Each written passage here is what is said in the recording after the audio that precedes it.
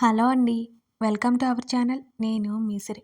ఇప్పుడు మీరు వినబోయే కథ 'ప్రియా నీదాన్ని' పార్ట్ 86. రిషి నన్ను చూశాడు. వెంటనే ముఖం తిప్పుకున్నాను. ఏదో చెప్పాలి అన్నట్టున్నాయి తన చూపులు, తన ప్రవర్తన. అదంతా తెలుస్తున్నా తనేం చెప్తాడు నాకు? అక్కడి నుంచి మాట్లాడకుండా వచ్చేశాను. తను వెళ్తున్న నన్నే చూస్తున్నట్టు అనిపించింది. అది నిజమో లేక నా భ్రమో తెలీదు. ఏదైనా చెప్పాలంటే అతను నేరుగా చెప్పేస్తాడు కదా! నేనే పొరపాటు పడ్డానేమో అనుకున్నాను. రిషి తినేసి వెళ్ళిపోయాడు. అతను తినేటప్పుడు నాకు వెళ్ళాలంటే భయం. ఏదైనా గుర్తుకు రావడం, కోపం రావడం జరిగి అతను తినకుండా వెళ్ళిపోతాడేమోనని నా భయం. నా తమ్ముడు నేను భోజనం చేశాం. శాంతమ్మ పనులు ముగించుకుని అవుట్ హౌస్‌కి వెళ్ళిపోయింది అక్కడి నుంచి. వాడు నా ఒడిలో తల పెట్టుకుని అన్నీ చెబుతున్నాడు. వాడు చెప్పేవన్నీ వింటున్నా. నా ధ్యాసంతా రిషి మీదనే ఉంది. సరే నన్ను యాక్సెప్ట్ చేసినా చేయకపోయినా సంతోషంగా ఉంటాడా? లేదా? అని ఆలోచిస్తున్నా. అక్కా చెప్పు. వాడు చెయ్యి ఊపడంతో తల కిందకి వంచి ఏంటి అన్నట్టు చూశాను. నేను చెప్పింది విన్నావా లేదా? అని అడిగాడు వాడు. ఇప్పటి వరకు విన్నాను. ఇప్పుడు చెప్పిందే వినిపించలేదు. ఏంటో చెప్పు అని అడిగాను నేను. కాలేజ్‌కి వెళ్ళాలక్కా. వాడు ఇబ్బందిగా చెప్తూ లేచి కూర్చున్నాడు. అవునా సరే నీ ఇష్టం అని అన్నాను నేను కూడా. మరి ఫీజ్ అని అడిగాడు. మన దగ్గర సేవింగ్స్ ఉన్నాయి కదా అవన్నీ నేను చూసుకుంటానులే అని నోటి వరకు వచ్చి ఆగిపోయాను. అలా చెప్పాను అంటే వీడు కాస్త ఆలోచించాడు అంటే అంతే. మీ బావతో చెప్తాను. నా గొంతు వణికింది. భయంతో మాత్రం కాదు. ఇంకేదో కారణం. అక్కా ఇప్పటికే వాళ్ళ ఇంట్లో ఉంటున్నాను. మళ్ళీ ఇవన్నీ వాళ్ళని అడగడం నాకు ఇష్టం లేదు అని అన్నాడు వాడు. నువ్వు ఎక్కువ ఆలోచించకురా. నీకంత ఇష్టం లేకపోతే మన సేవింగ్స్ ఉన్నాయి కదా అన్నాను. వాడు సరే అన్నట్టుగా తల ఊపాడు. హాస్టల్‌కి వెళ్ళిపోతావా? అక్కడే ఉంటావా? అని అడిగాను నేను. నువ్వు అత్తయ్య మామయ్య గారితో మాట్లాడు. హాస్టల్‌కి వెళ్ళిపోతాను. వాళ్ళెంత బాగా చూసుకున్నా వాళ్ళకి నేను భారమేమో అనిపిస్తుందక్కా అని అంటున్నా ఇప్పటికే వాడి ఆలోచన తీరుకి నేను ఆశ్చర్యపోయాను. సరే నేను మాట్లాడతాను. వాళ్ళు ఒప్పుకోకపోతే అక్కడే ఉండాల్సి వస్తుంది. నువ్వు ఈ విషయంలో దిగులు పడకురా. వాళ్ళలా అనుకునే మనుషులు కాదు. వాడి చెంప మీద చెయ్యి వేసి సర్ది చెప్పాను. "హ్మ్. నువ్వైతే మాట్లాడు. ఆ తర్వాత చూద్దామక్కా" అని అన్నాడు వాడు. సరే నువ్వు వీటి గురించి ఎక్కువ ఆలోచించకు. నాకేం ఇబ్బంది లేదు. ఇప్పటికే లేట్ అయింది కదా! వెళ్ళి పడుకో అనగానే లేచి వెళ్ళిపోయాడు వాడు. మనసంతా కలతగా ఉంది. చాలా సేపటి వరకు అక్కడే కూర్చున్నాను ఒంటరిగా. ఎప్పటికో గదిలోకి వెళ్ళాను నేను. దిగులుగా కూర్చుని కనిపించాడు రిషి. తలుపులు మూస్తుంటే చూశాడు నా వైపు. అతని చూపుల్లో ఏ భావం లేదు. మొహమాటంగానే అతని దగ్గరికి వెళ్ళి ఎదురుగా బెడ్ మీద కూర్చున్నాను నేను. ఏమైంది? అతడలా ఉంటే అడగకుండా ఉండలేకపోయాను నేను. ఏం లేదు. నిద్ర పట్టలేదు అంతే. అది కూడా సరిగ్గా చెప్పాడా? చిరాగ్గానే అన్నాడు. ఫ్రెండ్ అన్నావు కదా చెప్పలేవా? అని అడిగాను నేను కూడా. నిద్ర పట్టట్లేదు అని అన్నాడు మరోసారి ఎటో చూస్తూ. అదే ఎందుకు? అనగానే చురుగ్గా చూశాడు నా వంక. అంటే రీజన్ ఉంటుంది కదా! అప్పుడు నాకు నిద్ర పట్టట్లేదు. దానికొక రీజన్ ఉంటుంది. అలాగే నీకు కూడా ఉంటుందని నసిగాను నేను. పడుకుంటే కుంభకర్ణుడికి సిస్టర్‌వి. ఇలా మాట్లాడకే ముఖం చిట్లించి చూస్తూ అన్నాడు. ఏంటి నేనా? అంత లేదు. నాకు ఊరికే మెలకువ వస్తుంది అని అన్నానో లేదో. నీ ముఖం వస్తుంది అని వెంటనే అన్నాడు. అతని మాటలకి ఆశ్చర్యంతో నోరు తెరిచి చూశాను. నువ్విలా మాట్లాడావంటే నాకు కోపం వస్తుంది అన్నాను పళ్ళు నూరుతూ. ఏం చేయాలి? భయపడిపోవాలా? కనుబొమ్మలు దగ్గరికి చేసి చూశాడు నా వంక. సరే సార్. ఇప్పుడు మీరెందుకలా ఉన్నారో సెలవియ్యండి సార్. మరింత వినయం నటిస్తూ అన్నాను నేను. నువ్వు ఇరిటేట్ చేయడం తప్ప రెండో పని లేదా నీకు? అని అడిగాడు. అడగడం మామూలుగా కాదు. అదే విసుగు, అదే చిరాకు ఆ ముఖంలో నిండుగా మెండుగా ఉన్నాయి. మెల్లిగా అతని చేతిని పట్టుకోగానే పట్టించుకున్నట్టు ఎటో చూస్తున్నాడు. నువ్వు ఫ్రెండు అన్నావని నేను మనస్ఫూర్తిగా అనుకున్నా. ఇప్పుడు నువ్వు చెప్పలేదనుకో ప్రేమికురాలుగా మారిపోతా. ఆ తర్వాత నీ ఇష్టం అనగానే నా వైపు చురుగ్గా చూస్తూ నాకు లోన్లీగా ఉండాలనిపిస్తోంది. అంతే ఇక వెళ్ళు అన్నాడు విసుగ్గా. కొన్ని నెలలు దాటింది మేమిద్దరం అదే రూమ్‌లో కలిసుండి. ఇతను నాకెప్పటికీ అర్థం కాడు. అరే! ఎందుకలా? నీకు బోర్ కొడితే నాతో ఏదైనా చెప్పొచ్చు కదా! మాట్లాడొచ్చు. నీలా నేను చిరాకు పడను. ఓపిగ్గా వినిపెడతా అని పెదవి విరిచి భుజాలు కదిలించాను నేను. అప్పుడు చూశాను ఓ అద్భుతాన్ని. తన పెదవి చివరన నవ్వుని. అది నా కారణంగా. 2 చేతులు గడ్డం కింద చేర్చి తననే చూస్తుంటే, "నువ్వు మంచిదానివి కాకపోతే నీకు కాస్త తిక్క ఉంది." అతను చాలా మామూలుగా నా తల మీద చెయ్యి వేశాడు. ఆహా! మేయగల వరకు వెళ్ళిపోయాను నేను ఆ చిరు స్పర్శకి. చల్లగాలి నన్ను తాకినట్టు చుట్టేసిన ఫీలింగ్ కలిగింది. మైమరచిపోతూ చూశాను తనని. నవ్వి నవ్వకుండా ఎంత బాగుంటే, హాయిగా నవ్వితే ఇంకెంత బావుంటాడో. నీకు బెటర్ ఫ్యూచర్ ఉంటుంది. నా కోసం కాకుండా దాని కోసం ట్రై చేస్తే బాగుపడతావు అని ఆకాశంలోనో అక్కడి నుంచి ఏదో లోకాలకు విహరించిన నేను ఒక్కసారిగా దబ్బున నేల మీద పడ్డానేమో అనిపించింది నాకు తన మాటలకి. కాసేపు కూడా సంతోషపడనివ్వవు. మెల్లిగా గొనిగాను నేను. లిజన్ అనగానే నొసలు ముడిచి తన వైపుకు చూశాను. నేను చెప్పేది వాస్తవం. నీకు బ్రైట్ ఫ్యూచర్ ఉంటుంది. అది ఎప్పుడో తెలుసా? నీ కళ్ళకి ఉన్న పొరలు తొలగినప్పుడు. కాబట్టి యూ విల్ ట్రై. అతని మాటలకి తిక్కలేచి ఒళ్ళు మండిపోయింది నాకు. ట్రై చేయాలా? దేనికోసం ట్రై చేయాలి? అని అరిచి, చెప్పు, దేనికోసం ప్రయత్నించమంటావు? అని మళ్ళీ అడిగాను.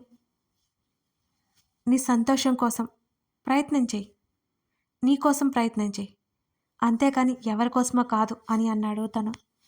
మళ్ళీ నా మనసును మార్చడానికి, నా బ్రెయిన్ వాష్ చేయడానికి మాటలు మొదలుపెట్టేశాడు ఈ మహానుభావుడు. ప్లీజ్ మాట్లాడొద్దిక. ఇలా మాట్లాడితే నాకు చాలా కోపం వస్తుంది. తన వైపు అరచేయి చూపిస్తూ వీలైనంత కష్టంగా కోపాన్ని అదుపు చేసుకుంటూ అన్నాను. ఎవడు మంచి కోసం చెప్తే వినడు.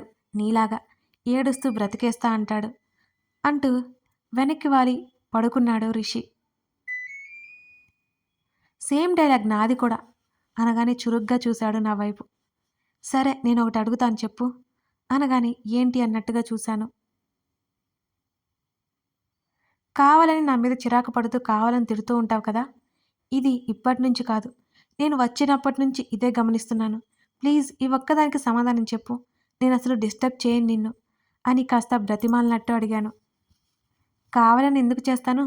నాకు చిరాకు తెప్పిస్తున్నావు కాబట్టి చిరాకు వస్తుంది అని నాతో ఏం పని లేదన్నట్టుగా మరోవైపుకు తిరిగి కళ్ళు మూసుకొని పడుకున్నాడు. ఛ, కామన్ సెన్స్ లేదు నీకు. ఇక నేను మాట్లాడుతుంటే నిద్రపోతావా అని కోపంగా అన్నాను. అసలు లేదు కాబట్టి నోరు మూసుకొని పడుకో అని అన్నాడు తను. నిన్ను మార్చడం ఎవరితరం కాదు, బండరాయివి అని లోపల గొనుక్కున్నాను నేను. అతను నాతో ఇంత మామూలుగా ఉంటుంటే త్వరలోనే సెట్ అయిపోతాడని గట్టి నమ్మకంతో ఉన్నాను నేను. కానీ నా వెనక తను నడిపిన కథ నాకేమాత్రం తెలీదు. తన వల్ల, తన ప్రవర్తన వల్ల తెలుసుకోలేకపోయాను నేను. ఓ రోజు సాయంత్రం మాధవ్ ఇంటికొచ్చాడు. రిషి ఇంకా ఇంటికి రాలేదా అవని అని అడిగాడు. ఈ పాటికి వచ్చేస్తూ ఉండాలి, మీరు కూర్చోండి అని కుర్చీ చూపించాను. కాఫీ తీసుకుంటారా అని అడగ్గా వద్దు అన్నట్టు తల ఊపాడు. అప్పటికి రాత్రి సమయం 7 అయిపోయింది. ఈ టైంలో ఎందుకొచ్చాడు? ఏదైనా ముఖ్యమైన విషయమా? నాకు అర్థం కాలేదు. అడగాల వద్దా అని ఆలోచిస్తున్నాడు. నేను ఎదురుగా కూర్చుని అడిగేశాను ఉండబట్టలేక ఇక. ఏమైంది మాధవ్ గారు? ఏదైనా ముఖ్యమైన విషయమా అని అడిగాను నేను. అదేం లేదు అవని, నేను మళ్ళీ వెళ్ళిపోవాలి. ఆ విషయం చెప్పాలని వచ్చాను అని అన్నాడు మాధవ్. ఇక నేను ఎక్కువ రెట్టించలేదు. నాకొకటే దిగులు పట్టుకుంది. ఈ మధ్యకాలంలో మాధవైన తనకి తోడుగా ఉన్నాడు. మనసులో ఏదైనా కాస్త కూస్తో ఉంటే స్నేహితుడికి చెప్పుకోగలడు. కానీ ఇప్పుడు మాధవ్ కూడా వెళ్ళిపోతే తను పూర్తిగా ఒంటరైపోతాడేమో భయం వేసింది నాకు. మీరప్పుడే వెళ్ళిపోవాలా అని అడిగాను నేను. వచ్చిన నెల రోజులకే నా సెలవులు అయిపోయాయవని వర్క్ ఫ్రమ్ హోమ్ తీసేసుకొని ఇన్నాళ్ళు లాగించాను. ఇన్ని నెలలు ఇవ్వడమే కష్టం. ఇంకా అంటే అది అయ్యే పని కాదు అని అన్నాడు మాధవ్. నేను సైలెంట్ అయిపోయానిక మాట్లాడలేక. రిషి చాలా మారిపోయాడు కదా అవని. కంగారు పడకు. అతను మామూలు మనిషి అవ్వడానికి నువ్వే కారణం. ఈ విషయంలో మాత్రం నీకు రుణపడి ఉంటాను. నా స్నేహితుడు ఈరోజు ప్రాణాలతో ఉన్నాడంటే నువ్వే కారణం. నువ్వే తన భార్యగా రాకపోయుంటే ఏదో ఒక సందర్భంలో తను బలహీన పడిపోయాడు వాడు అని మాధవ్ అన్నాడు కృతజ్ఞతగా. అదేం లేదు మాధవ్ గారు. తన జీవితం మీద తనకి క్లారిటీ ఉంది. అలాంటి పని అతను చెయ్యడు అని చెప్పేశాను నేను. నా జీవితం మీద క్లారిటీ లేనిది నాకే. రిషి సంతోషం కోసం అతన్ని వదిలే బుద్ధవుతుంది. అంతలోనే అతనితో పాటు ఉండి అతడు సంతోషంగా ఉండేలా చేయాలనిపిస్తోంది. మాధవ్ చిన్నగా నవ్వి ఊరుకున్నాడు. ఆ నవ్వుకి అర్థమేంటో నాకు తెలియలేదు. ఇంకా డ్రింక్ చేస్తున్నాడా అని అడిగాడు మాధవ్. నేను నిలువుగా తలాడించాను అతని మాటలకి. ఇంతకుముందు కూడా అలవాటు ఉందా ఉండబట్టలేక అడిగాను. ఏదో అప్పుడప్పుడు ఫ్రెండ్స్ అందరం కూర్చున్నప్పుడు అంతే అని అన్నాడు మాధవ్. నాకొకటి అర్థం కాదు. నిజంగానే బాధను మర్చిపోవాలంటే తాగాలా అని అడిగాను నేను. అప్పటికే రిషి పైకొచ్చి మా మాటలు వినిపించి మా వైపు వచ్చేశాడు. అతన్ని చూసిన నేను మాధవ్ సమాధానం కోసం చూస్తున్నాను. ఏమో అవని, అదంతా నాకు తెలియదు. కానీ బాధను మర్చిపోవడానికి మొదట వెతుక్కునే మార్గం ఇదే. ఆ తర్వాత డ్రగ్స్కి అడిక్ట్ అవుతారు. మత్తులో ఉండిపోతారు కదా, ఇంకేం గుర్తురావనుకుంటారు. మాధవ్ సమాధానం ఇచ్చాడు. ఇదంతా అబద్ధం. అది మీకు కూడా తెలుసు. తాగడానికి అదొక వంక. ఎంత మత్తులో ఉన్న మన జ్ఞాపకాలను మనం మర్చిపోతాము అంటే నేను అసలు నమ్మను అని అన్నాను. రిషి నా మాటలు వింటున్నాడని తెలిసినా గట్టిగా చెప్పాను. మీ ఆయన్ని అడుగు, సరిగ్గా సమాధానం చెప్తాడు. మాధవ్ చిన్నగా నవ్వుతూ అన్నాడు నన్ను. ఏదైనా ప్రశ్నించాలంటే సమాధానం చెప్పే వాళ్ళని అడగాలి, తప్పించుకుని వెళ్ళే వాళ్ళని కాదు అని. నిజంగా బాధలు మర్చిపోవడానికి తాగడం అనేది ఒక మార్గం అనుకుంటే ఈ ప్రపంచంలో ఉన్న ఆడవాళ్ళలో 99% ఆడవాళ్ళు తాగుడికి బానిసయ్యేవాళ్ళు. మీకంటే ఎక్కువ కష్టాలు ఉన్నా లోపల దాచుకుని పైకి నవ్వుతుంటారు అని అన్నాను నేను కచ్చిగా. నాకు తాగుబోతులను చూస్తుంటే ఒళ్ళు మండిపోతుంది మరి. తాగొచ్చు, తప్పులేదు. అలవాటుంటే ఎప్పుడైనా సరదాగా. అంతేకాని అది లేకపోతే బ్రతకలేనన్నట్టు తాగుతుండే వాళ్ళని చూస్తుంటే నిజంగానే ఒళ్ళు మండిపోతుంది నాకు. చిన్నప్పటి నుంచి నేను చూసిన పరిస్థితులను దృష్ట్యా ఎరగా కొట్టాలనిపిస్తుంది కూడా నాకు వాళ్ళని. అవన్నీ బయటికి కక్కేద్దామనుకొని మళ్ళీ రిషి హర్ట్ అవుతాడని ఆగిపోయాను నేను. అతను నాతో మామూలుగా మాట్లాడిన రోజు దీని గురించే మాట్లాడి వాదించి గొడవ పెట్టుకుంటా ఖచ్చితంగా. అలాగే సీరియస్గా రిషి వైపు చూశాను. జ్ఞానం బోధించడం, ఆ జ్ఞానాన్ని పొందడం అయిపోయిందా? రిషి రైలింగ్ మీద చెయ్యానించి వాలుగా నిలబడి అన్నాడు. గొంతు వినిపించిన వెంటనే మాధవ్ వెనక్కి తిరిగి చూశాడు. రిషి గొంతులో వెటకారం నాకు స్పష్టంగా అర్థమైపోయింది. జ్ఞానమట జ్ఞానం. ఇదే ఇతగానుకుంటే నాకెందుకు ఈ తిప్పలు?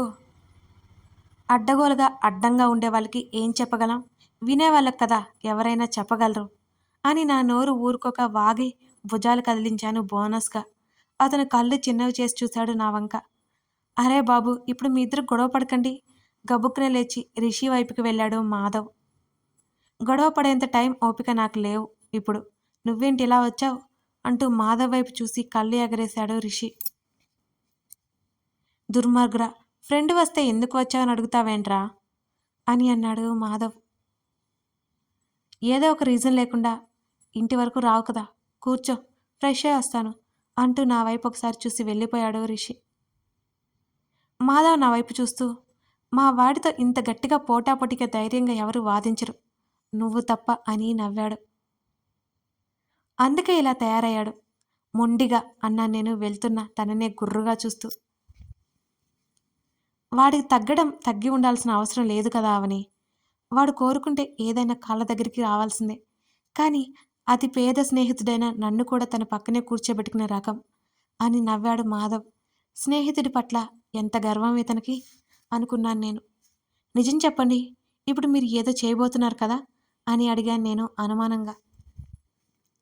అంటే అవని చిన్న సిట్టింగ్ అని మాధవ్ గొనిగాడు. ఓహో! అర్థమైంది. పీకల వరకు తాగి కష్టసుఖాలు పంచుకోవాలన్నమాట. Very good. నేను చప్పట్లు కొట్టాను.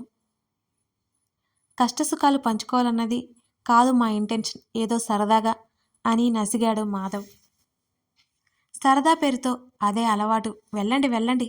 మధ్యలో మంచింగ్ కోసం ఏదైనా కావాలంటే నన్ను పిలవకండి అని అక్కడి నుంచి మా గది వైపుకు నడిచాను. పాపం మాధవ్ సమాధానం లేనట్టు ఊరుకున్నాడు. పళ్ళు నూరుకుంటూ సోఫాలో కూలబడ్డాను.